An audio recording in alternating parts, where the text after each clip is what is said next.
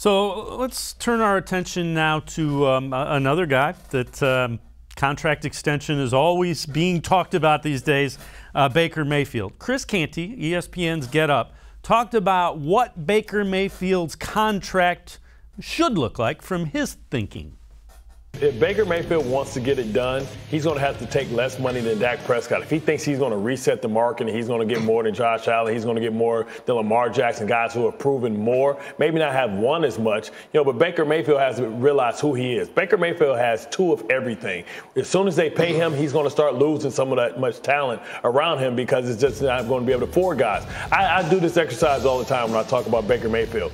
Go through the list of starting quarterbacks in this league and put them on the Cleveland Browns as they're currently constituted and tell me if they're better or worse with that quarterback than Baker Mayfield. And most of the time, the answer is going to be yes. Justin Herbert, right? Lamar Jackson, Mahomes. You can go down the list of quarterbacks in this league, and they'll be better off if they were somebody other than Baker Mayfield. That type of player doesn't get to set the market.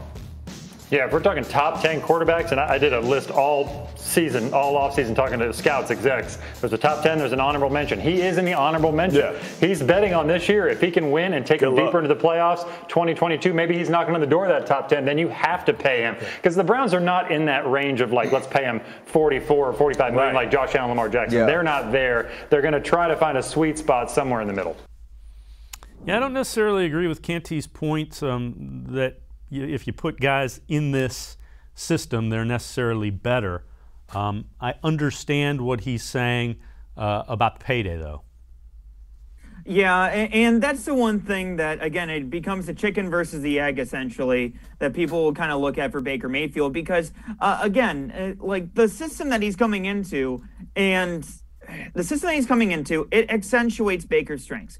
And again, I don't think that's a detraction from him at that point. At that point, that's just good coaching. I know it's hard for us to understand. We haven't necessarily had that as much. But, again, they're just building around Baker's strengths. And I think that Baker, again, is he more talented than Kirk Cousins? Absolutely. Kirk Cousins got a big payday and fit that offense that Stefanski now runs here in Cleveland.